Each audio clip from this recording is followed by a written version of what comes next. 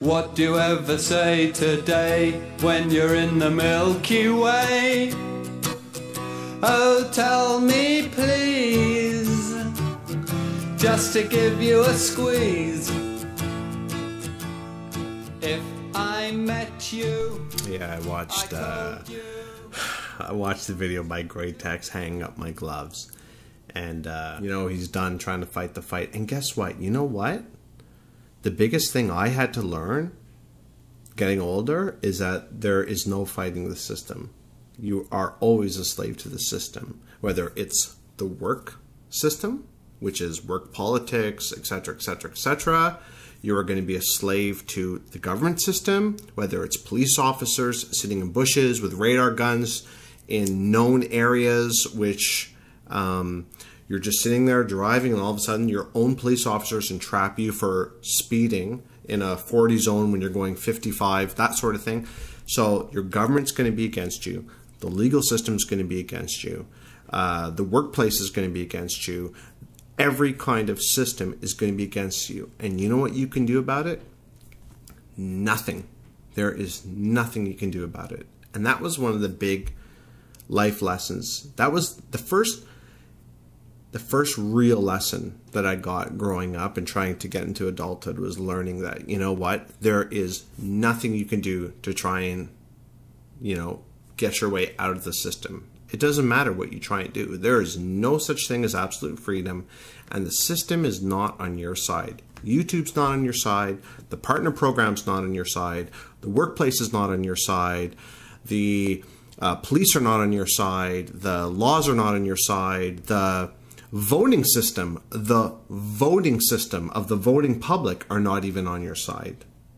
Okay, we just had this by-election here in Toronto, and 28% of eligible voters went out to actually vote, and that's eligible. Now, we're a nation of immigration, so basically about 15% of Canadians, okay, went out to vote to decide who is going to be a representative in our House of Commons for this particular area. And this is a very highly populated area. This is not some hick area or whatever. This is like right downtown Toronto.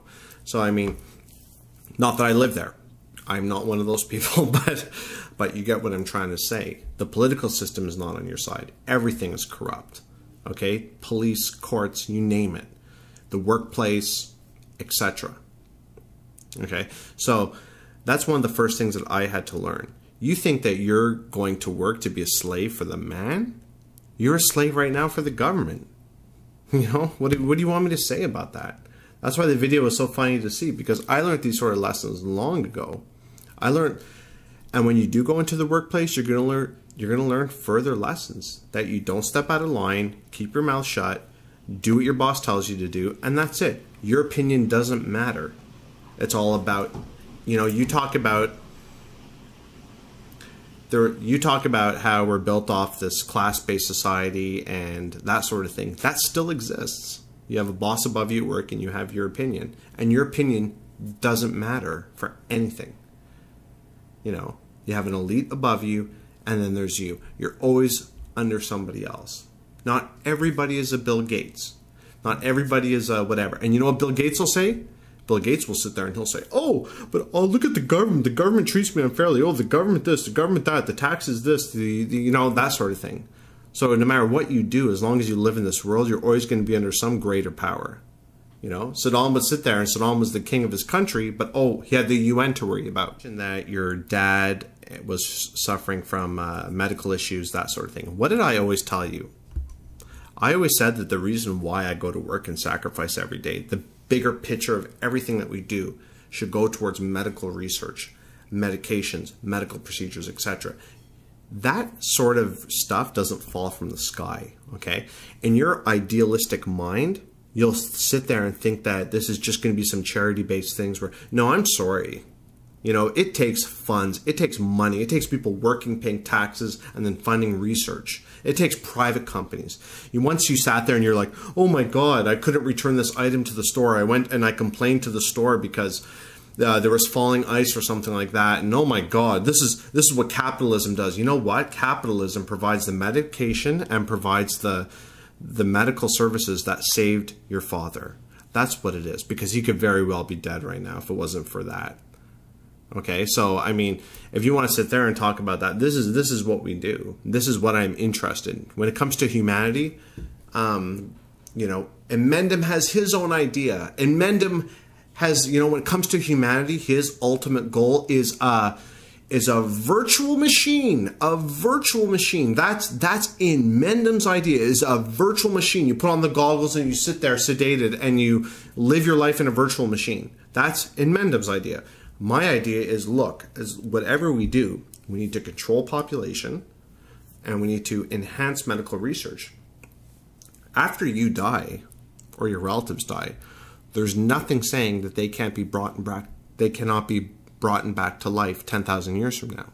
They could very well raise you up from the dead and bring you back to life, because the research will have been that far.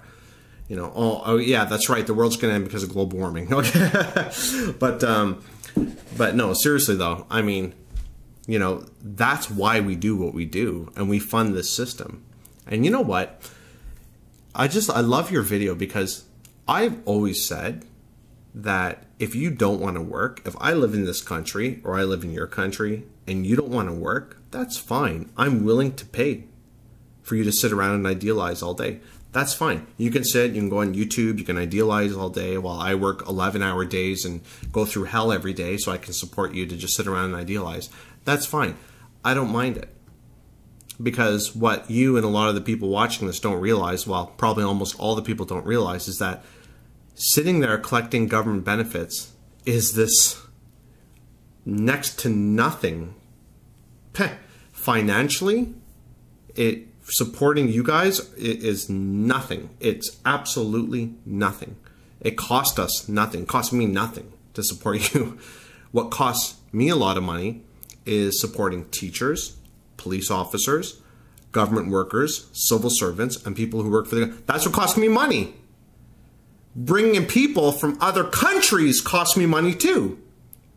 And the reason why, what you don't realize is the reason why you're not able anymore to enjoy the lifestyle that you have been enjoying is because there's people from other countries, from other shitholes that you're just allowing to waltz into your country, settle down, have 6 children, collect 4,000 pounds a month, and just sit there and do nothing all day. And it becomes too much and it becomes unsustainable. It's not affordable anymore. So now what happens? Oh well, everybody has to go out and look for a job. That's the reality of it. You want the nice and easy life. That's fine. But so does everybody else in every shithole country. They want that nice and easy life too. And if they know they can get it, they will come and get it. And if they don't get a job, it's because everybody's racist. That's the way things are. And your government is the worst. In Scotland reminds me a lot of Canada. If you're not working for a government job, or you're not a civil service, or you're not a firefighter, or a police officer, or a teacher, or a government civil service worker, or a social worker, oh, if you're not one of those people, oh my God, you're not getting anything.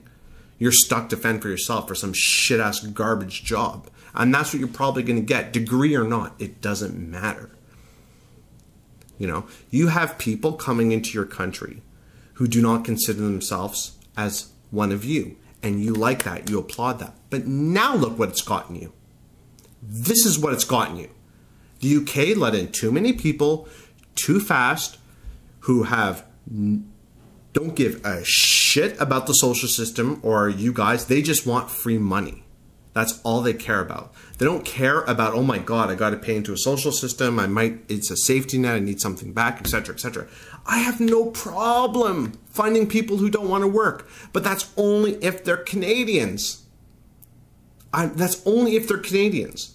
You want to live poor and use an old mouse and an old computer and have nothing in your room and do nothing all day and idealize, that's fine. But you're such a small minority, it doesn't cost me shit. But I have problems, you know, finding a bunch of teachers who work 3.5 hours a day and make $70,000 a year. That's what my problem is. It's not you. It's not you. You think that everybody might have a problem. Nobody does. I have a problem with 100, 200,000 people coming out of the airport every year into the UK just to sit down and stick out their palm and collect the same benefits that you are. It's not sustainable. You can't do it. It's not possible. And this is what it's gotten you. Look what's happened now. And you could sit and you can idealize and you can blame Gordon Brown or whatever. It's not sustainable. You cannot pay for this many people coming into your country and doing jack shit and doing nothing but having kids, moving into government housing, and that's it. And you know what the answer is? Oh, let's build more government housing. You can't do it. The dollar and cents don't add up. This is what your immigration has gotten you. You want to take cultural shit, you want to bring racism and all that shit into it, and let's let these groups of unfair people, of people who are treated unfairly into my country and stuff. Look what it's gotten you.